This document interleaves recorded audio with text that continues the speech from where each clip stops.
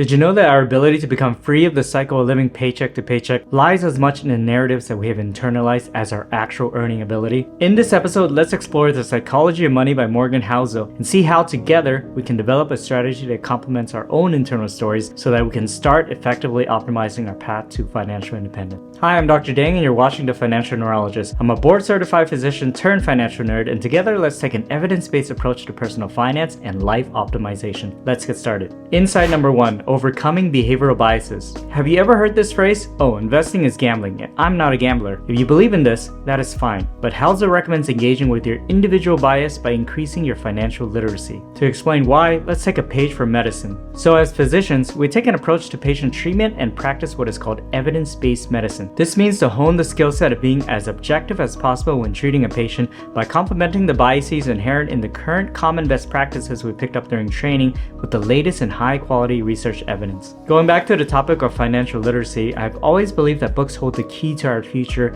as it condenses decades of wisdom from our past. Books have been fact-checked, edited, and curated into the final form that's in our hands. In addition, there are research journals dedicated to the various fields of finance. These two sources combined would represent what I would consider high-quality evidence within the field of personal finance. Conversely, the advice you see on TikTok or even my platform on YouTube, where there's a finance bro dishing out one-liners for standing in front of a Lamborghini, is not the height of high-quality evidence.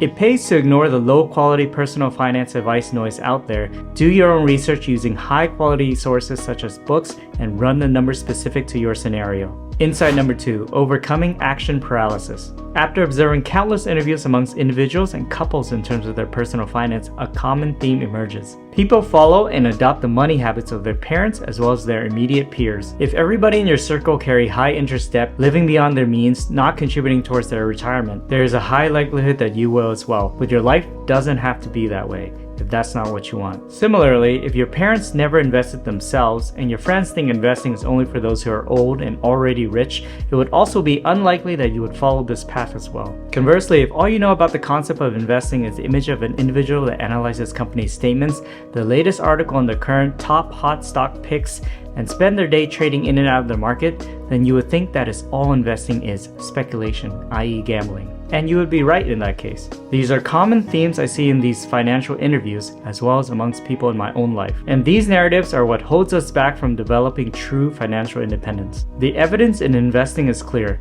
There is no better performing asset over the long term than a low-cost broad market stock mutual fund, whether that is in an index fund or ETF format. Similarly, there is no better way to lose a significant part of your equity than if you trade frequently with market timing and emotional investing. The evidence is also clear that the later you delay the decision to start investing, the harder it would be to achieve the same goal as if you had started earlier. Speaking of delayed decision making, as a full-time doctor, a dad of 2 little girls, and a part-time YouTuber creating personal finance content for you folks, it can be hard to balance these different aspects of life while having the energy to be fully present for all of these activities. I know that you know how that feels as well. I usually would have to drink several cups of coffee throughout the day to keep up with my work and my little ones. So I've been trying this matcha drink by Magic Mind over the past week, and I find that it's helped me with my concentration at work and after as well. In fact, I had a little matcha shot right before shooting this video. So how it works is that at its base, it's a matcha green tea drink that has caffeine, which we already know blocks the adenosine neuroreceptors in our brain, acting as a reversible, non-selective adenosine antagonist. Adenosine acts as a homeostatic regulator of our sleep by promoting sleep induction. By blocking its action, it helps promote wakefulness and alertness. What's different between the Magic Mind productivity shots and your daily Starbucks is that they have additional nootropics inside that prolong the effect of caffeine without the usual crash afterwards. The key nootropic constituent here is L-theanine, which also has well-studied effects in enhancing attention and focus by behaving as a glutamate reuptake inhibitor, allowing for glutamate to have a more prolonged effect on excitatory receptors. In a study in 2018 by Kathurawa et al. That investigated outcomes of L-theanine in comparison to caffeine alone as well as in combination with caffeine and a placebo, found that on fMRI scans, subjects showed fewer responses to distracting visual stimuli, representing enhanced concentration. In subsequent studies, they also showed that this had a dose-dependent effect, as in with higher doses, there was improved concentration. Magic Mind was kind enough to sponsor this segment of the video, and if you go to magicmind.com/TaiDang and use my promo code TAI20, you can get up to 56% off your first subscription. link in the description below. Now on to the next point. If you're somewhat late in your journey, I think it's key here to take a step back and forgive yourself. It's never too late to get started. In fact, psychologist Michael Wohl found that it's not the procrastination itself that led to poor performance, it's the inability to practice self-forgiveness to move past prior maladaptive behaviors that result in poor performance. I want to challenge you to go to Vanguard.com today and spend the next 10 minutes opening up a brokerage account. There is no minimum balance required, and in fact, you can keep it at a $0 balance for as long as you want until you're ready. But when you are, it would make it that much easier to start your investment journey. If you're an employee, I highly encourage you right now to go to your benefits page and select the minimum contribution amount that allows you to capture your employer match. The key here is to overcome the analysis paralysis and prior narratives that kept you from getting started. Allow yourself some grace and get started investing today. I don't care if you're 20 years old or 50 years old. It's always better to start now than to delay the start for the future. Remember, opening a brokerage account with Vanguard costs nothing and can be done in minutes. Just do it. Insight number 3, avoiding herd mentality and emotional investing. Nothing is more powerful than the imagery of an ordinary person finding overnight wealth through what seems like little effort on their part. This is the primary trap of get-rich-quick marketing. We're inundated in the news by how everyone around us seems to become instant millionaires through investing in Bitcoin or by building multiple streams of passive income through drop shipping or a multi-million-dollar cash-flowing real estate portfolio by leveraging debt. Though there are definitely niche cases where this does happen, this is an overly rosy picture of the typical outcome of the average investor. Around 80% of cryptocurrency investors lose their initial investment equity, and a shocking 28% of cryptocurrencies become dead coins, devaluing more than 90% of their initial equity. Similarly, 90% of dropshipping companies fail within their first 4 months because dropshipping is actually far from the perception of a passive income business that most entrepreneurs would be lured to believe. It requires a lot of marketing skill set, a lot of cost in customer acquisition, and effort in customer service as you deal with shipping delays. There's a famous Warren Buffett quote, "To be fearful when others are greedy and to be greedy when others are fearful." And those who invest with a market timing mentality usually operate in the reverse of this sound advice. The research covering the 90s tech boom has shown that individual investors on average follow herd mentality when they market time, becoming greedy when others are greedy and investing when asset valuation is at its peak, and becoming fearful when others are fearful, selling off those assets when they trend towards a reversion to the mean and its trough, losing a large portion of the initial equity in the process. Studies have shown that 97% of actively managed mutual funds that practice market timing over the past 40 years have failed to outperform passively managed mutual funds that do not practice market timing and instead just index the total US market. If you could avoid these two things, such as not following herd mentality when others are greedy by allowing yourself to be lured by get-rich-quick marketing, or not practicing emotional investing by selling your equities when there's a brief recession, or not buying equities when there is an uptrend. So what is the solution to this? The evidence has shown that if you focus on consistent investing in low-cost, broadly diversified mutual funds with every paycheck while ignoring the noise of investing pundits, you will likely outperform all of the finance bros standing in front of their Lamborghinis trying to sell you the next bridge.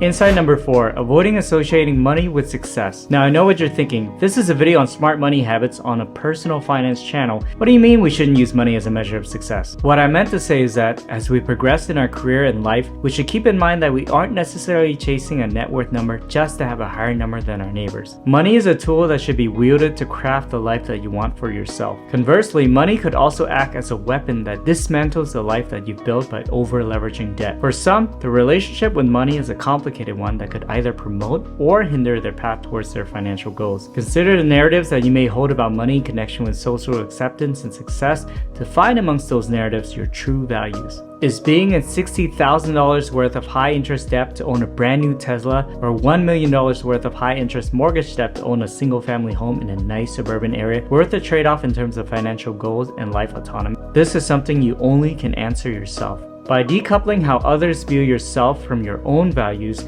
you may be able to reallocate your money tool towards the things you truly value. If those things are indeed a new Tesla and a house, by all means go for it. The second money narrative that we should address are the powerful, sometimes subconscious effects of financial modeling that we have integrated from the habits we've observed in the adult figures in our life. If the adults that we looked up to focus on conspicuous spending using high interest debt or have a deep mistrust of investing, preferring to keep their money in cash, this is the behavior we'll model as well. Not to say that these behaviors do not have intrinsic value in their appropriate setting. Assets such as gold or silver had an important role to play in the past in third world countries where rampant inflation and government instability made government-issued currencies less reliable. In addition, in that same vein, in areas where poverty is common, displaying items that confer imagery of luxury and exclusivity was a way to differentiate yourself from others. In America, we have the favorable circumstances to move away from these unproductive behaviors. We have the fortune of having an incredibly stable economy, whereby investing in a broad, diversified basket of domestic and international equity stock and bonds will allow us to outrun inflation and achieve our financial goals. No more hoarding gold bars in the closet. In addition, the target market of entry-level luxury brands are the aspirational lower and middle class, and not necessarily those who are actually wealthy. Don't fall for this marketing. Purchase items that you truly value, not as things you value to be seen with. Housel captures this in a prescient quote: "The only way to be wealthy is to not spend the money that you do have. It's not just the only way to accumulate wealth, it's the very definition of wealth. True wealth is not in the amount that you spend, it's the amount that you keep." And the more self-control you have in terms of avoiding the trap of luxury marketing towards the lower class, the more control you have over your own life. Insight number 5, overcoming short-term desires and setting long-term goals. There's a saying that goes along the line of, the goals you don't reach are the goals you don't set. It is fine to dream to yourself that someday I'll go on that Europe trip and visit Paris and London, or someday I'll finally finish my degree and pursue the career that I want. But someday would never come if you don't break these big, ambiguous goals into actionable steps. If you want to go to Europe, saying someday it will happen means that it will likely never happen. To make this into a reality, you have to do something more concrete. Say a one-week trip to Paris and London would cost $5,000. What does it take to get from here to there? And I'm not talking about the flight. You can start by saying I'm going to allocate $500 per month to meet my goal of $5,000 to go on my dream trip. It helps here to know your monthly fixed costs to see where you can cut expenses or where you can grow your income. I recommend a completely free tool called Empower Personal Dashboard to automate this budgeting process. Link in the description below. You might realize that, hey, why am I paying $250 a month for T-Mobile when I can pay $15 a month with Mint Mobile to get the same service on the exact same network?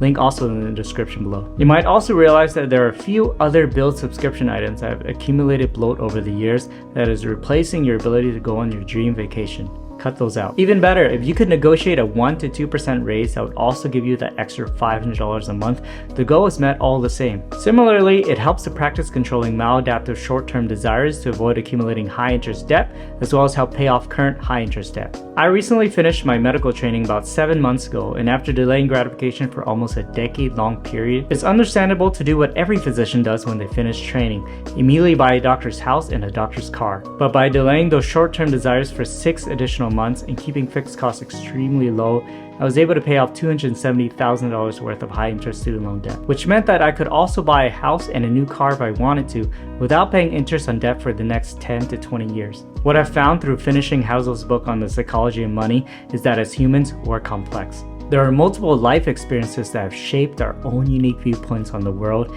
and I do believe that no one viewpoint is right or wrong. But when faced with the task of moving towards your financial goals, you have to take the difficult initial steps of reflecting on which maladaptive narratives are currently holding you back from reaching your goals. I also believe that you can do it, and if you have done it, please share your inspirational experiences in the comments below. If you found value in these videos and want more useful financial insights, hit that subscribe button, tap the notification bell, and be a part of our journey. Stay tuned and keep thriving.